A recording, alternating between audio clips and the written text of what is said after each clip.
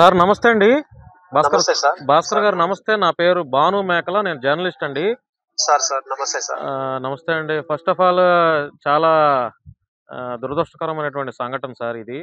నేను నేను లైవ్‌లో ఉన్నాను సార్. లైవ్‌లో ఉండి మీకు కాల్ చేశాను మీ నంబర్ పట్టుకొని. సార్ సార్ ఇప్పుడు పోలీస్ వారు ఎట్లా ఎంక్వైరీ ఏమైనా చేస్తున్నారా? అసలు ఏంటి అప్డేట్ ఏంటి? అంటే ఎఫ్ఐఆర్ అయింది. ఆ! సార్ వాళ్ళకి చేస్తే ఇప్పుడు కొంచెం దసరా హడావుడి ఉన్నది. వాడు ఎక్కడికేం పోడు ఇది. ఆ! ఇది అయిపోగానే మేమే వచ్చి కూర్చొని మేము ఫాలోఅప్ చేస్తామని అన్నారు సార్. సార్ ఇప్పుడు అంటే ఆహ్, ఆహ్, దిగంబర్ కాంబ్లే అనే వ్యక్తి ఒక దళిత నాయకుడిగా ఉండి ఎన్నో ఉద్యమాల్లో లేకపోతే వాటిల్లో వీటిల్లో పెద్ద పెద్ద ఉపన్యాసాలు, ఇంటర్వ్యూల్లో పెద్ద పెద్ద ఉపన్యాసాలు ఇవన్నీ ఇస్తూ ఇలా చేయటం అనేది అసలు ఊహిస్తారా ఎవరన్నా? అది ఊహించకనే మేము అట్లా ఊహించకపోవడం మాది తప్పు అది అసలు. అంటే ఇతనికి ఆల్రెడీ ఈ లక్షణాలు ఉన్నాయి. ఉన్నాయి. ఊహించకపోవడం మేము ఏందంటే అంబేద్కర్ గారి అభిమానంతో ఆయన అంబేద్కర్ గారి మీద చెప్పే స్పీచ్ల మీద, బుద్ధిజం మీద చెప్పే స్పీచ్ల మీద ఆయనను గుడ్డిగా నమ్మి పొరపాటు అయిపోయినాం మేము. పొరపాటు జరిగింది. ఇప్పుడు ఈ సోకాల్డ్ మరి ఆయన పక్కనున్న సోకాల్డ్ దళిత లీడర్లో మరి వీళ్ళు అతనికి బుద్ధి చెప్పేలా ఉన్నారా, లేకపోతే ఎందుకు మనలో మనకే అని చెప్పి ఈ రకంగా ఆయన వెనకేసుకొస్తున్నారా? లేదు. ఇప్పుడు ఏంటంటే సార్, ఇది చాలా సెన్సిటివ్ మ్యాటర్. ఇది వేరే పిల్లలకు కూడా జరగొద్దు, ఇంకా వేరే బాధితులు ఎవరు తయారు కావద్దని కూడా అందరూ కూడా అవును చాలా స్వచ్ఛందంగా ముందుకు వస్తున్నారు. ఎందుకంటే ఇంకా మీరు నిన్న మీ ఇంటర్వ్యూ చూసాం సార్, మీ బాధ అంతా మేము చూసి ఏదేమైనా ఇది ఇంకొకళ్ళు జరగకూడదు సార్. ఇప్పుడు మనం ఎన్ని అనుకున్నా, ఎన్ని ఉద్యమాలు చేస్తున్నా కూడా ఇట్లాంటివి జరుగుతూనే ఉన్నాయి మన ఇంట్లో. ఇప్పుడు చూడండి, అతనికి 55-60 ఏళ్ళు ఉంటాయా నాకు తెలిసి. 44 ఉంటుంది. 44 ఇయర్స్ అంటే అతను కూతురు ఉంటే కూతురు వయసు అంతే. మరి ఎలా చేయబుద్ధి అయింది సార్ అతనికి ఆ రకంగా ఇంత నమ్మకంగా ఇంట్లో పిల్లని తీసుకొచ్చి? ఇప్పుడు పిల్ల మీద అత్యాచారం ఈ రకంగా చేస్తే పిల్ల ఏమన్నా చెప్పకుండా ఉంటుందా తండ్రితో, మీలాంటిది మీతో? మనిషి అన్నవాడు ఎవడు కూడా అట్లా సహించడుగా సార్.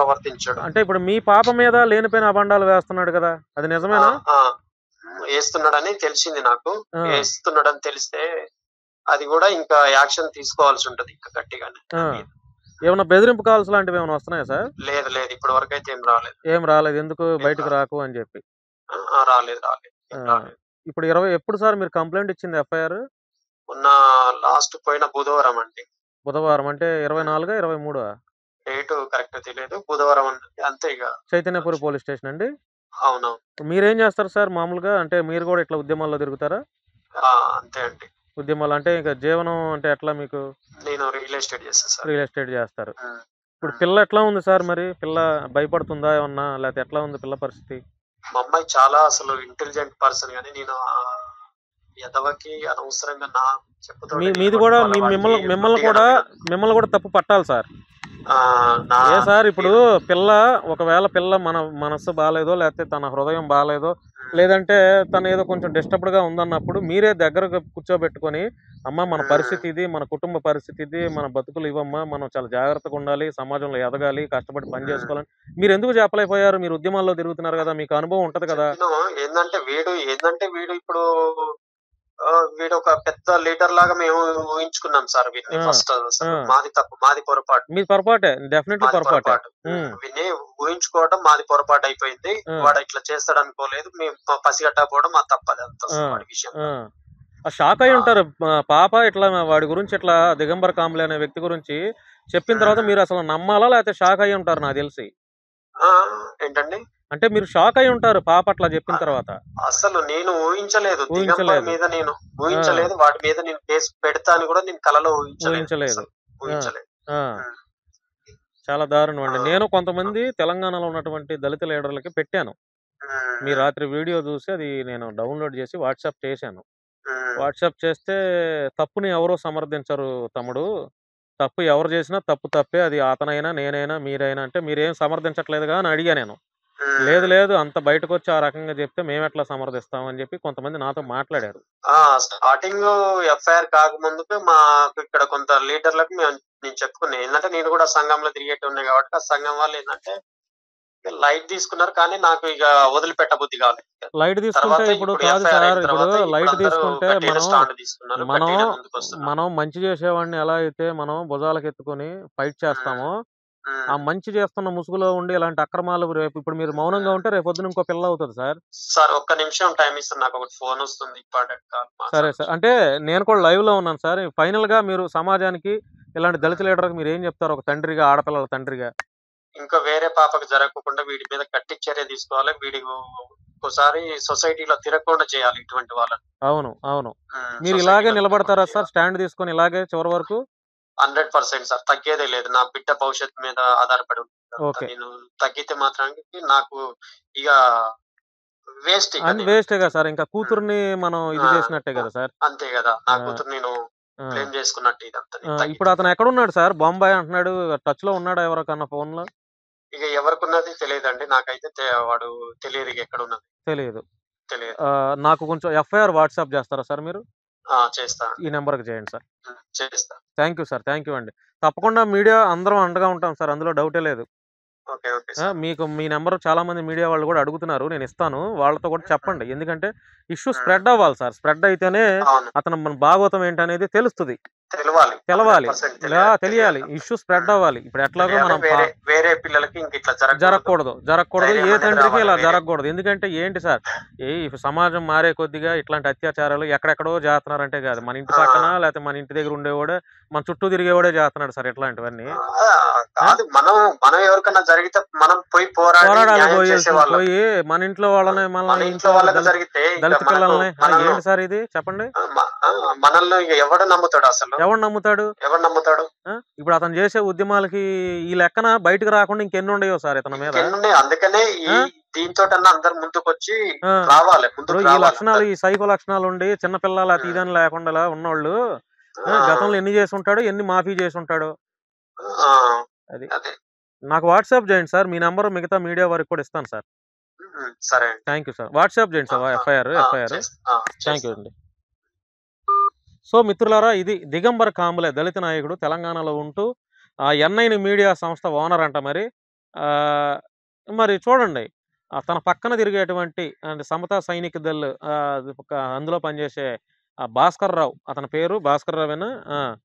అతని పిల్ల బాగోపోతే ఏదో కౌన్సిలింగ్, భాస్కర్ అంట, బాగోపోతే తన పిల్ల, ఆయన కూతురు, ఈ భాస్కర్ అయిన ఆయన కూతురు ఏదో మూడీగా ఉంటుందని చెప్పి కొంచెం కౌన్సిలింగ్ ఎవరైనా చెప్తారుగా. ఇప్పుడు సమాజంలో పెద్దరికంగా ఉన్న వాళ్ళని, సార్ మీరు చెప్పండి సార్, మా పాప ఇలా ఉంటుంది, మరి ఎందుకు అలా మూడీగా ఉంటుందో నాకు తెలియదు, నన్ను అడిగితే తండ్రిగా నాకు చెప్పట్లేదు, మీరైనా అడిగితే తన ఓపెన్గా చెప్తుంది అని చెప్పి ఏదో పెద్ద మనిషి తరహాలో, ఆడు పెద్దోడు కాబట్టి వయసులో కూడా 45 ఏళ్ళు 50 ఏళ్ళు వచ్చినాయి కాబట్టి మంచి మాటలు చెప్తే కూతురు భవిష్యత్తు బాగుంటుంది, కూతురు వింటదే అన్న ఉద్దేశంలో ఈ భాస్కర్ రావు గారు ఆ దిగంబర కాంబలే అనే పంది, ఆ సన్నాసి, అంటే వాడిని ఇక పోల్చడానికి కూడా నా దగ్గర వర్డ్స్ లేవు, ఇంకా మాటలు లేవు. అతను ఏ కులం అవునా అన్నాడు, తప్పు చేసిన వాడు ఏ కులమైనా కూడా, అది నేనైనా సరే, అర్థమైందా, ఖండించాల్సిందే, దాన్ని వెనకేసుకు రాకూడదు. ఏంటి నీచ పనులు సమాజంలో? ఎంతసేపు వేరే కులాలను కించపరచడం, వాళ్ళని కించపరచడం, జాతి నాయకుల్ని కించపరచడం, ఇదే నువ్వు చేసే పోరంబోకు పనులు? ఎరా వెదవా, చిన్నపిల్ల మీద. మరి నేను నాలాంటి వాడిని అడిగినా ఎవరినో ఒకదాన్ని డబ్బులకి పంపిస్తారు కదరా, నీకు అంత రందిగా ఉంటే. పొట్టకూటి కోసం రోడ్డు మీద ఒళ్ళు అమ్ముకొని బ్రతుకుతున్న ఎన్నో కుటుంబాలు ఉన్నాయిరా. వాళ్ళు ఏమి బలుపెక్కి వాళ్ళు ఒళ్ళు అమ్ముకోవట్లా, కేవలం జరుగుబాటు లేక, ఎవడు ఉద్యోగాలు ఇవ్వక పొట్టకూటి కోసం తన ఒళ్ళుని అమ్ముకుంటూ కుటుంబాన్ని పోషించుకుంటున్నారా. ఏమని పనికి మాలిన వెధవ, చిన్నపిల్లల మీద ఏం పోయే కాలం రా నువ్వు? నిజంగా నేను చెప్తున్నాను కదా, అరే పసిపిల్లల మీద, అరే బాబు పసిపిల్లల మీద అత్యాచారం చేయాలని ముందు నాకు అని నాకు ఒక మాట నాలాంటి వాడికి చెప్తే, ఒరే బాబు తప్పురా నాయన, పసిపిల్లల మీద చేయటం ఏంటరా, చెప్పు తీసుకుని తన్ని, నీకు అంతగా ఉంటే రోడ్డు మీద దేనన్నా పోరా, డబ్బులకు వచ్చేవాళ్ళు అని చెప్పేవాడిని. ఇదే చెప్పేవాడిని, పసిపిల్లల మీద అత్యాచారాలు ఏంటండి? పెద్ద మనిషి ముసుగులో, దళిత లీడర్లు అంటూ ముసుగులో, మళ్ళీ వీడు పెద్ద పెద్ద ఉపన్యాసాలు, స్పీచ్లు. అంటే మీరందరూ తప్పుగా అనుకోవద్దండి, ఎందుకంటే నాకు ఇప్పుడు చెప్తున్నాను, వాడు పసిపిల్లల మీద కౌన్సిలింగ్ ఇస్తానని చెప్పి ఇంటికి తీసుకుపోయి పిల్లల మీద అత్యాచారం చేయటం ఏంటండి? కరెక్ట్ కాదు కదా. వాళ్ళ తండ్రి విన్నారు కదా ఇప్పుడు దాకా ఏం చెప్పాడు, వాళ్ళ తండ్రితోనే నేను ఇప్పుడు కాల్ తీసుకుంది. ఏదైనా మీడియా మనం అండగా ఉండాలండి, మీడియా అండగా ఉండాలి. నేనేదో అరే నాలాంటి వాడికి చెప్తే నేను సెట్ చేస్తా కదరా ఒక అమ్మాయిని అని అంటే మరి అట్లా అనిపిస్తుంది. అంటే ఆ పసిపిల్ల మీద రేపు చేయటం, అత్యాచారం చేయటం అంటే ఇది చాలా దారుణంగా ఉందండి. పసిపిల్లల మీద ఏం చూస్తున్నారు చెప్పండి? పసిపిల్లల్లో ఏముంటుంది? 16 ఏళ్ల పిల్లలు ఏమన్నా ఉంటుందా? 16 ఏళ్ల పిల్ల అంటే కూతురు వయసు కదా వాడికి, చెప్పండి. వాడికి కూతురు ఉందంట, అతని కూతురు వయసు 17 ఏళ్ళు అంట. ఆ పిల్లకి ఈ పిల్లకి సంవత్సరం డిఫరెన్స్. ఏముంటుంది చెప్పండి? తప్పండి. తెలంగాణలో ఉన్న ఉద్యమకారులారా, కులం మతం ప్రాంతాలు చూడొద్దు. ఎవడైనా తప్పు చేసిన వాడు ఎవడైనా, మా మీడియా వాళ్ళలో నేను తప్పు చేసినా మా మీడియా వాళ్ళందరూ ఖండించాల్సిందే. అర్థమైంది? మనం వెనకేసుకు రాకూడదు. ఇట్లాంటి విషయాల్లో వెనకేసి రాకూడదు. అవసరమైతే ఇంక ఏ విషయాల్లో అయినా వెనకేసుకొచ్చినా కూడా ఇలాంటి పసిపిల్లల మీద అత్యాచారం చేసే వెధవలని, దగులుబాజీ సన్నాసుల్ని మనం వెనకేసుకు రాకూడదండి. తప్ప వాడు మన కులం వాడైనా, మన ఇంట్లో వాడైనా, నా తండ్రి అయినా ఇట్లాంటి విషయాల్లో మనం వెనకేసుకు రాకూడదు. తప్పుని తప్పని ఖండించాల్సిందే, అందులో డౌటే లేదు. ఈ పోరంబోకు, ఈ దిగంబర్ల కాంబ్లే అనేవాడు, వీడు ఉపన్యాసాలు, పెద్ద పెద్ద ఇంటర్వ్యూలు, వీడు కృష్ణమాదిక్ గారిని గురించి విమర్శలు చేయటం, కృష్ణమాదిక్ గారిని మీ నానా మాటలు అనటం. ఇప్పుడు మాట్లాడరా ప్రెస్ మీట్లు పెట్టి, ఇప్పుడు మాట్లాడు ప్రెస్ మీట్ పెట్టి, అవును నేను అత్యాచారం చేశాను, ఆ పిల్లనే నన్ను నమ్మకంతో భాస్కర్ అనే వ్యక్తి పంపిస్తే నేను అత్యాచారం చేశాను చెప్పరా ప్రెస్ మీట్లు పెట్టి. ఇప్పుడు వెధవ, పోరంబోకు వెధవ, గాలిముండా కొడక, ఏంట్రా నువ్వు పెద్ద మనిషి ముసులో చేసేది? ఇప్పుడు పెట్టు, ప్రెస్ మీట్లు పెట్టు. ఇప్పుడు మాదిగోళ్ళ గురించి మాట్లాడు, దళితుల గురించి మాట్లాడు, ఇప్పుడు పోరాటం చేయి, ఉద్యమాలు చేయి, ఇంటర్వ్యూలు ఇవ్వు. ఇప్పుడు ఎందుకు పారిపోయావు? ఎందుకు ఫోన్కి అందుబాటులో లేవు? ఎక్కడ పోయావు? ఏ తప్పు చేయకపోతే చెప్పురా, ధైర్యంగా ముందుకు రావచ్చు కదా. ఏ తప్పు చేయకపోతే ధైర్యంగా ముందుకు వచ్చి ప్రెస్ మీట్ పెట్టు, నేను తప్పు చేయలేదని. దయచేసి మిత్రులారా, ఎవరో కూడా ఈ వెధవని అంటే సహించొద్దండి. ఎట్లాంటిది మీరు కూడా గొంతెత్తాలి, తెలంగాణలో ఉద్యమకారులు గొంతెత్తాలి. ఇలాంటి వాడికి చట్టపరమైనటువంటి చర్యలు పడాలి, చర్యలు పోలీసు వారు తీసుకోవాల్సింది. మీరు ఎటువంటి ఒత్తిడికి లొంగితే మాత్రం ఉద్యమాలు చేయాల్సి వస్తుంది, ఇంకా స్ప్రెడ్ చేయాల్సి వస్తుంది ఈ విషయాన్ని. సో అదండి. నేనేమైనా తప్పు మాట్లాడితే మిత్రులారా దయచేసి క్షమించండి. పసిపిల్లల మీద అత్యాచారం ఇది కరెక్ట్ కాదు. ఆ దిగంబల కాంబ్లే అనేవాడిని చట్ట ప్రకారం పోలీసు వారు చర్యలు తీసుకోవాల్సిందే. మీ వెనక ఎవడో ఉండి ఎవడో ఫోన్ కాల్ చేస్తే రాజకీయ నాయకులకు ఒత్తిడికి తలంచొద్దు. ఈరోజు వాడు చేశాడు, భాస్కర్ రావు గారి ఇంట్లో జరిగింది, రేపొద్దున మీ ఇంట్లో జరగవచ్చు, రేపొద్దున ఇంకొకరి ఇంట్లో జరగవచ్చు. కాబట్టి ఇట్లాంటి విషయాల్లో నిష్పక్షపాతంగా ఉన్నది ఉన్నట్టు చట్ట ప్రకారం వాడికి చర్యలు తీసుకుంటేనే రెండోసారి ఇలాంటి దగులుబాజీ పనులు దళిత ముసుగులు, దళిత నాయకుల ముసుగులో చేయకుండా ఉండడానికి అవకాశం ఉంటుంది. సో మిత్రులారా, థ్యాంక్ యూ అండి, థ్యాంక్ యూ.